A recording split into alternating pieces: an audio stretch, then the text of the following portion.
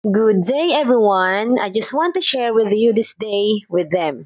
It's a quick distress with these amazing people behind. By the way, guys, sa adlaw nga ini is nasugo po kami tumupad sa GWS ng lokal na instansya sa isla po ng Pantalan. No matter what, buong puso po naming tinutupad ang aming banal na tungkulin. Habol ang oras ng lola nyo kasi before 8, dapat nasa dako na kami. Kaya naman, akala ko ako na lang talaga mag-isa ang naiwan. Kasi it's already 7:22 AM. Di pa ako nakarating ng sakayan patawid ng isla. Buti na lang at naabutan ko pa sina kapatid na Joel Antonio, ang aming mahal na Pangulong mga awit, ang kapatid na Razely Magallanes, ang nasugong organista. Buti na lang at pagbaba namin ay meron po agad kaming masasakyan. Tamang antay lang, mai-ready ang bangka para makaalis na kami.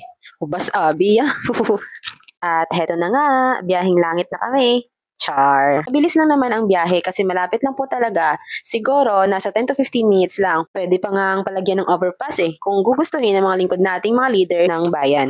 Nangangarap yarn. Sa bangka pa lang ay masarap na sa feeling. Nakakamiss lang kasi talaga ang mag-hangout minsan to refresh our mind from sudden and many more. Sa wakas, andito na po kami sa isla ng Pantalan. Then here we go guys, after tupad, napagkasundo ang kumain bago mag-insayo at dito kami napadpad sa isang tindahan. Tinapay, soft drinks with them ay sapat na. Paano? Sa tawa pa lang, mabubusog ka na.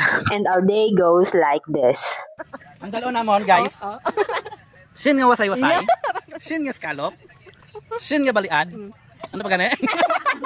Kung wala akong baliad ko, Kung wala baliad. hindi. Kalaba. Kalaba? Hay, di ka Nami, langgid magplano. Diba, Kuya JD, Villa Carlos? Akon bala, drawing. Sige be, kay abangan ta ang part 2. Dira tagid mabalaan kung ano gama sa isang tinikal ta. Ano ditong tupad? Guys, tawag na kami. Makabalik na kami sa among dinari namin. Busog na, busog. Busog na sa pamahaw. Guys, hindi kami magtatagal. Magdudugay lang kami. Hirap ang buhay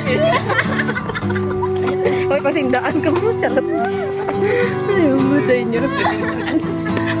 Dumabilar pala ka mga lakas nyo. Wala kami mabusog sa among istaramo lagi.